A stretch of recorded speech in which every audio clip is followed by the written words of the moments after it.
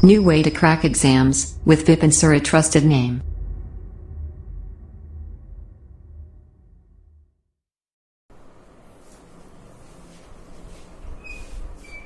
मैं विपिन शर्मा अपने YouTube channel math with Vipin sir पे आपका स्वागत करता हूं। तो लास्ट वीडियो में हमने पढ़े थे फैक्टर्स, गुणनखंड, ठीक है, और छोटा सा पार्ट है भाजकता के नियम, डिविजिबिलिटी रूल। ध्यान रखना, आगे के लिए जो भी ऑप्शन से क्वेश्चन करेंगे हम शॉर्ट में, उनके लिए जरूरी है तुम्हें भाजकता के नियम आने चाहिए। स्पीड बढ़ाने के लिए जरूरी है तुम्हें भाजकता के नियम आने चाहिए, ठीक है। चलो, तो भाजकता के नियम हम पढ़ेंगे। 2 की भाजकता का नियम 4, 8, 16, 32, ये एक ग्रुप में रहेंगे। 3, 9, 27, ये एक ग्रुप में रहेंगे। 5, 10, ये एक ग्रुप में रहेंगे। अब बचे कौन कौन? 6 के बाद में 7,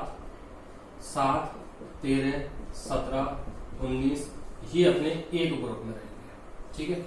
तो और एक रह जाता है 11, ये सेपरेट है अलग। अब 6 के ग्रुप में कौन कौन से रहेंगे? 6 के ग्रुप में रहेंगे तुम्हारे 8 हो गया, अपना 9 हो गया, 10 यहाँ ले लो चाहे यहाँ ले लो, कुछ फर्क नहीं पड़ना उससे। और 10 के बाद में 12, 14, 18, 20, इस तरीके से ग्रुप बनेगा, ठीक है। तो भाजकता के नियम में हम बात करेंगे सबसे पहले वाले ग्रुप की 2, 4, 8, 16, 32 की भाजकता का नियम क्या होता है। देखो, टॉपिक इजी है, आगे जाकर संख्या जैसे बड़ी होंगी, 19 पे है, 17 पे है, वहां हमारे लिए बहुत यूजफुल हो जाता है ये, ध्यान देना। 2 की भाजकता के लिए इकाई का अंक देखते हैं। कौन सा अंक देखते हैं? इकाई का अंक, यूनिट डिजिट। 4 की भाजकता के लिए हम अंतिम 2 अंक देखते हैं, अंतिम 2 अंक। ये सारे अंतिम अंकों पे डिपेंड रहेंगे, क्यों रहेंगे वो चीज बताऊंगा मैं, ठीक है। 2 की भाजकता के लिए इकाई का अंक देखेंगे, 4 की भाजकता के लिए अंतिम 2 अंक देखेंगे, 8 की भाजकता के लिए अंतिम 3 अंक, और 16 की भाजकता के लिए अंतिम 4 अंक, और 32 की भाजकता के लिए अंतिम 5 अंक। याद हो तो मैंने जो इससे पहली वीडियो डाली थी गुणनखंड से पहली, उसमें बताया था नंबर ऑफ जीरोज, मतलब गुणनफल के अंत में शून्यों की संख्या किस तरीके से निकाली जाती है। वो यूज यहाँ पे आता है कि भाई जैसे मान के चलो 100 है, तो 100 के लिए क्या करेंगे हम? 2 गुणा 5, 2 गुणा 5, तो ये 2 गुणा 2 को हम अलग रख देंगे, 25 गुणा 4, 4 से डिवाइड हो गया। और 4 के लिए हम अंतिम 2 अंक ही देखते हैं, एक फैक्टर तो यहां से निकल के आएगी, ठीक है। दूसरी बात, अंतिम 2 अंक, जैसे कोई भी संख्या लिखी हुई है 136, तो 136 को मैं लिख सकता हूँ 100 प्लस 36। 100 तो 100% डिवाइड होगा ही होगा 4 से, क्योंकि ऑलरेडी फैक्टर बन के आएगा 4, बचा कौन? 36, 36 4 से विभाजित होता है। बड़ी संख्या ले ली 10,254। अब हमें ये चेक करना है कि 4 से विभाजित होगा या नहीं होगा, तो हमें अंतिम कितने अंक देखने हैं?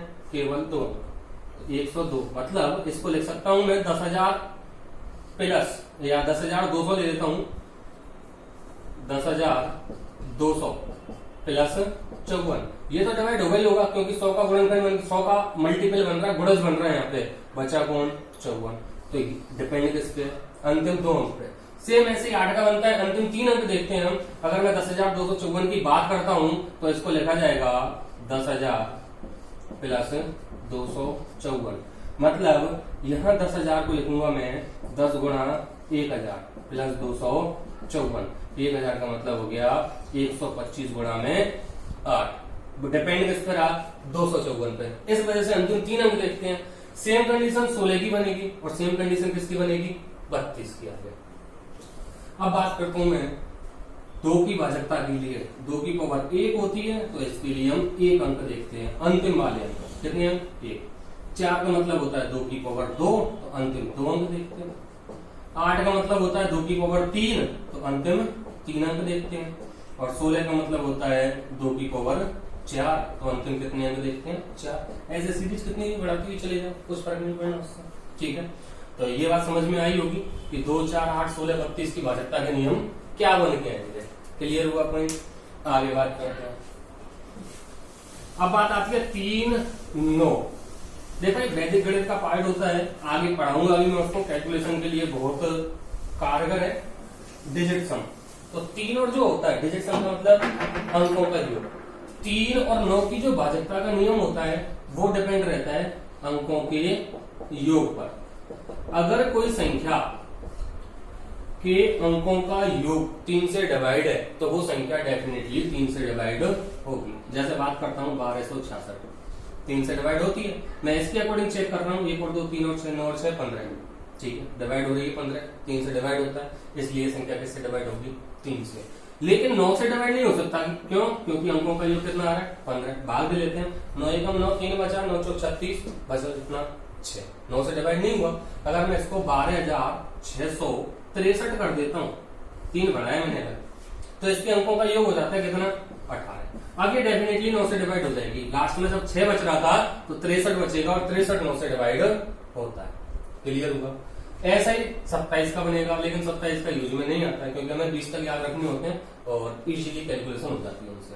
तो यहाँ पे भाजकता के नियम 3 और 9 के क्लियर हुए, किस पे डिपेंड है? अंकों के योग पर। ठीक है, अंतिम 1 अंक पे 2, अंतिम 2 अंक पे 4, अंतिम 3 अंक पे 8, अंतिम 4 अंक पे 16, एक सीक्वेंस वाइज याद हो जाएगा वहां से। और ये अंकों का योग पे डिपेंड है 3 और 9। अंकों का योग 3 से डिवाइड होता है तो संख्या 3 से डिवाइड होगी, अंकों का योग 9 से डिवाइड होता है तो संख्या 9 से डिवाइड होगी। क्लियर हुआ?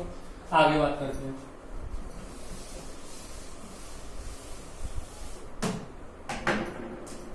सात, 13, 17 और 19 इनका एक ग्रुप है। ठीक है, इनका एक ग्रुप है। कैसे? 7 की भाजकता का नियम होता है यदि दी गई संख्या, मैं यहाँ पे एक संख्या लिख लेता हूँ कोई सी भी, जैसे 123 गुणा 7 करके मैंने लिख दिया, 7 21 2, 7 दूनी 14 और 2 16, 7 एकम 7, 7 और 1 8, कितना है 861। ठीक है, चेक कर लेता हूँ, मल्टीप्लाई सही है, 1 और 2 3 और 3 6 6 7 42, 42 में 4 और 2 6, 8 6 15 और 1 16, 8 6 14 और 1 15, सॉरी 16, 8 6 15 और 1 8 और 6 14 रनिंग में आ रहा था, 8 और 6 14 और 1 15, 15 में 5 और 1 6। ठीक है, बताऊंगा ये कैलकुलेशन भी आगे कैसे करते हैं। तो 861 7 से विभाजित होता है या नहीं होता है, हमें ये चेक करना है। अब ध्यान से लैंग्वेज समझना, जो लैंग्वेज यहाँ यूज हो रही है वो चारों में यूज होनी है। मामूली सा चेंज आएगा, माइनस सा।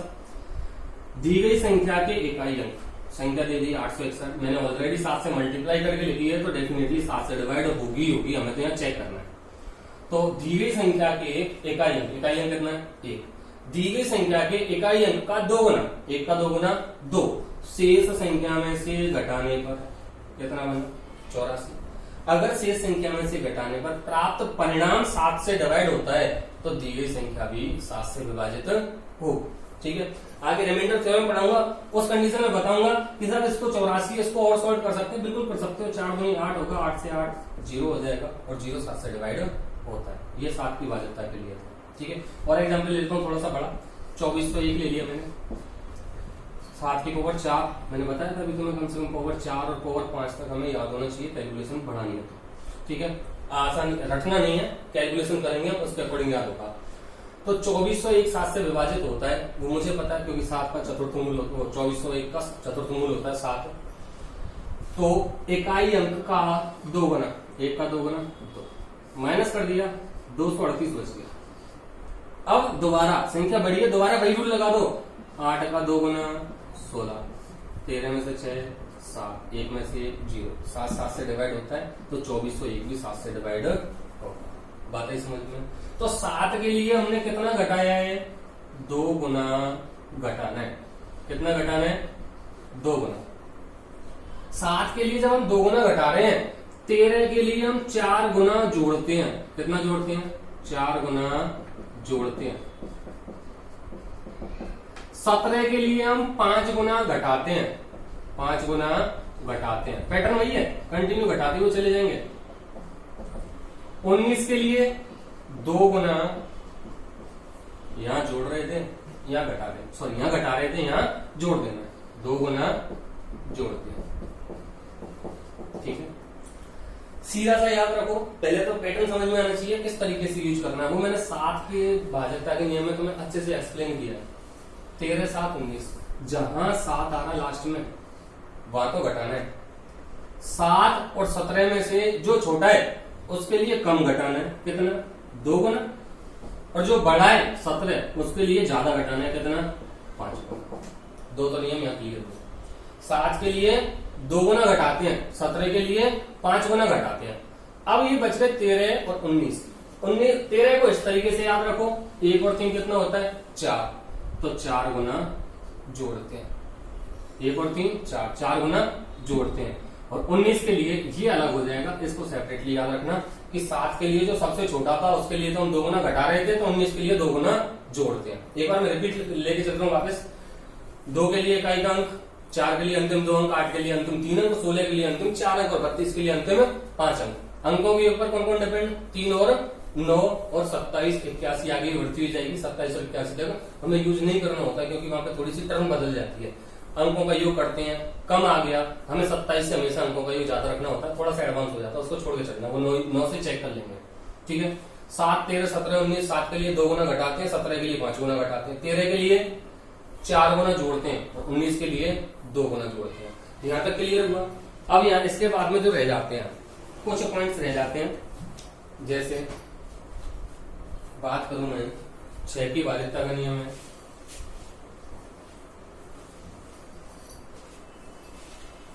देखिए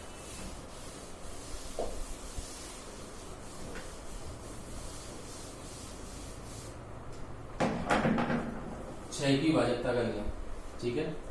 6 के बाद में 6 का ग्रुप बनाया था मैंने 10 के बाद में 12 14 16 17 हो गया 18 20, आगे बढ़ाते चलेगा 22। ठीक है, किसी भी संख्या पूछे जाता है निम्न में से कौन सी संख्या 33 से विभाजित होगी, निम्न में से कौन सी संख्या 132 से विभाजित होगी, निम्न में से कौन सी संख्या 99 से विभाजित होगी, तो वो इस पैटर्न पे डिपेंड होता है कि विभाजित होगी या नहीं होगी। 6 इसके ऐसे गुणनखंड करो जिनकी भाजकता का नियम हमें पता हो। 2 पॉइंट बताऊंगा। पहला पॉइंट क्या है, ऐसे गुणनखंड करने हैं जिनकी भाजकता का नियम हमें पता हो। तो 6 के 2 गुना 3, क्योंकि 2 की भाजकता का नियम भी पता होता है मुझे, 3 का भी पता होता है। 10 के 2 गुना 5, 12 के 2 गुना 6 भी हो सकते हैं और 3 गुना 4 भी हो सकते हैं। 14 के 2 गुना 7, 18 के 3 गुना 6 भी हो सकता है, 9 गुना 2 भी हो सकता है और 20 के 2 गुना 10 भी हो सकता है, 4 गुना 5 भी हो सकता है। ठीक है, पहला पॉइंट मैंने क्या बताया है, ऐसे गुणनखंड करने हैं जिनकी भाजकता का नियम हमें पता हो। उसके बाद में वो 2 या 2 से अधिक गुणनखंड जो भी निकल के आ रहे हैं, जैसे मैं एक एग्जाम्पल और लेके चलता हूँ 132, तो 132 के गुणनखंड होते हैं 11 गुना 12 भी होता है। ठीक है, 2 का मल्टीप्लाई इधर कर देता हूँ तो ये 22 बन जाएगा और इधर रह जाएगा 6, 22 गुना 6 भी होता है। फिर 2 का मल्टीप्लाई और कर देता हूँ इधर, तो ये बन जाएगा कितना 44 और इधर हो जाएगा कितना 3, और भी बन सकते हैं। और जैसे 11 गुना 12 हो गया, 22 गुना 6 हो गया, 44 गुना 3 हो गया, कि भाई मैं 3 का मल्टीप्लाई इधर करता, 2 को इधर रखता तो ये हो जाता 66 गुणा में 2, हो सकते हैं। लेकिन एक पॉइंट समझने वाला ये यहाँ पे कि भाजकता का नियम तो हमें पता ही होना चाहिए, साथ में वो वाली संख्याएं सहअभाज्य संख्या होनी चाहिए। सहअभाज्य संख्या आगे बताऊंगा मैं क्लासिफिकेशन ऑफ नंबर्स में, संख्याओं के प्रकार में। सहअभाज्य संख्या उनको कहा जाता है जिनका HCF 1 होता है। ये किताबों में लिखा हुआ है, बिल्कुल सही परिभाषा है, लेकिन शॉर्ट में हमें इस तरीके से याद रखना है, सहअभाज्य संख्या उनको कहा जाता है जिनमें कोई भी गुणनखंड कॉमन नहीं होता। तो भाई 2 और 3 बिल्कुल सही है, कोई भी कॉमन नहीं होता है, तो जो संख्या 2 से डिवाइड होगी और 3 से डिवाइड होगी वही संख्या 6 से डिवाइड होगी। 10 2 गुना 5, 2 और 5 दोनों की दोनों सहअभाज्य संख्याएं, कोई फैक्टर कॉमन नहीं है, बिल्कुल सही है। 12 के लिए 2 गुना 6 नहीं हो सकता क्योंकि यहाँ से 2 कॉमन आ जाएगा, 2 यहाँ पे, ये गलत हो जाएगा, तो कौन सा फैक्टर होगा 3 गुना 4।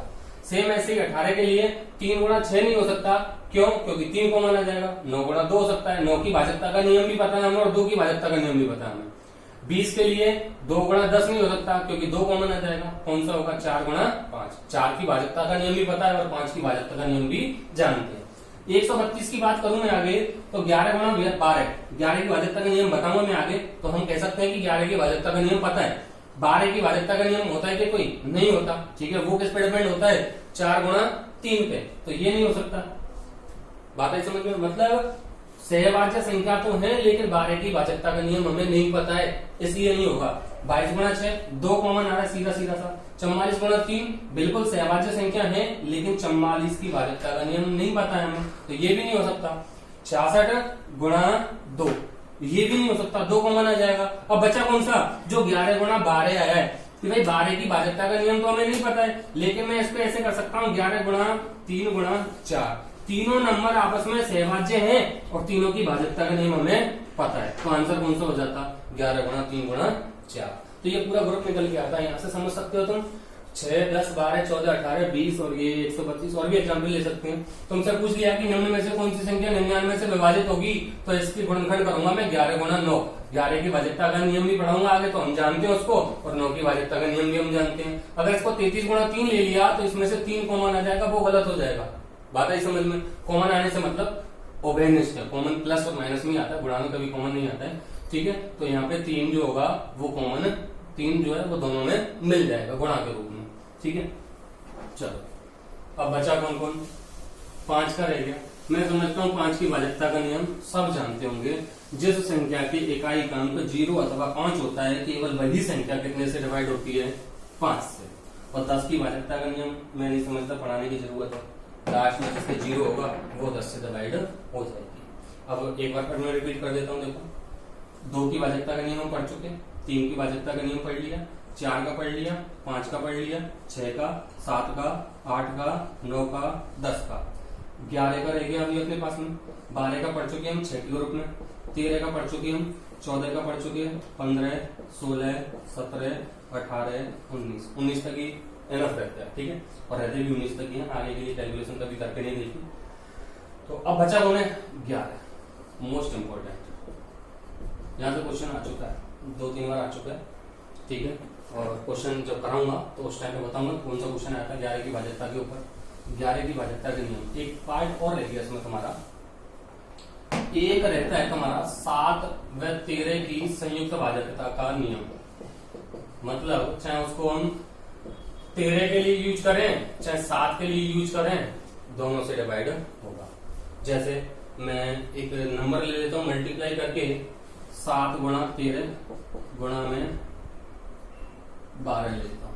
मतलब 7 से भी मल्टीप्लाई कर रहा हूँ और 13 से भी मल्टीप्लाई कर रहा हूँ, तो वो संख्या 7 से भी डिवाइड होनी चाहिए और 13 से भी डिवाइड होनी चाहिए। एक नंबर लूंगा मैं केवल 7 से मल्टीप्लाई करके, 2401 जो संख्या थी वो 7 से डिवाइड हो रही थी, इसी में 7 का मल्टीप्लाई कर देते हैं, ये भी डिवाइड होगी, ठीक है। इस नियम से चेक करेंगे हम। और 13 का रह गया, तो 13 के लिए भी मैं मल्टीप्लाई कर देता हूँ, 1233 गुणा में 13। मतलब मल्टीप्लाई करके इसलिए लिख रहा हूं मैं, जो प्रोडक्ट आएगा, गुणनफल आएगा, वो डेफिनेटली डिवाइड होना चाहिए जब हम मल्टीप्लाई करके लिख रहे हैं। तो 13 सत्ते 91, 91 गुणा 12, 12 एकम 12, और 91 था, 12 नमा 108 और 1 109। 7 और 13 दोनों के लिए बाद में चेक करेंगे, पहले सेपरेटली 7 के लिए चेक करते हैं और 13 के लिए चेक करते हैं। तो ये बनेगा 7 एकम 7, 7 चौक 28, 7 दूनी 14 और 2 16, ठीक है। और ये बन जाएगा 13 तिया 39, 3 13 तिया 39 और 3 42, 4 13 दूनी 26, 4 30, 13 एकम 13, 13 और 3 16। हमें करना क्या है, राइट टू लेफ्ट 3-3 डिजिट के पेयर बनाने हैं। ये हो गया पेयर, एक पेयर यहाँ 0 लगा दूंगा, कुछ फर्क नहीं पड़ता है 0 का। अगर इन दोनों का डिफरेंस 13 के लिए चेक कर रहे हैं तो 13 से डिवाइड होगा, और 7 के लिए चेक कर रहे हैं तो 7 से डिवाइड होगा। 29 और 16, मतलब ये पूरा ग्रुप था 0 29 और ये था 0 16, डिफरेंस कितना आया 13, डिवाइड होता है, इसलिए ये वाला नंबर भी डिवाइड होगा 13 से। ये वाला नहीं, सॉरी, ये वाला 13 से मल्टीप्लाई किया था, 7 से मल्टीप्लाई करके लिखा है, 7 से तो डिवाइड होगा ही होगा। मैं चेक करता हूँ 807 और यहाँ पे 0 बढ़ा दी। राइट टू लेफ्ट 3-3 डिजिट के पेयर बनाने हमें, राइट टू लेफ्ट ना कि लेफ्ट टू राइट। तो यहाँ बना 807 में से माइनस किया 16, 7 में से 6 1 और इधर रह गया 9 में से 1 8, सॉरी 10 ही रहता, तो 10 में से 1 9 और इधर रह गया 7। अब इसको पूरे को चेक करने की जरूरत नहीं है, साफ साफ दिख रहा है 7 13 7 91। तो डेफिनेटली ये वाली संख्या किससे डिवाइड होगी, 7 से। किस पर आधारित है, संयुक्त भाजकता का नियम। 3-3 अंकों के जोड़े बनाए राइट टू लेफ्ट, और उनका डिफरेंस अगर मैं निकालता हूं तो 7 के लिए चेक कर रहा हूं तो 7 से डिवाइड होगा, 13 के लिए चेक कर रहा हूं तो 13 से डिवाइड होगा। अब यहाँ पे 7 और 13 दोनों से मल्टीप्लाई करके लिखा है, तो 7 से भी डिवाइड होगा और 13 से भी डिवाइड होगा। देखो 3 पेयर बनाए मैंने, 3-3 डिजिट का, सॉरी, तो यहाँ 00 यूज करूंगा। तो यहाँ 92 में से 1 माइनस करूंगा 91, 13 सत्ते 91 होता है, 3 से भी 7 से भी डिवाइड है और 13 से भी डिवाइड है। ये होता है तुम्हारे संयुक्त भाजकता का नियम। 11 की भाजकता का नियम और देखो,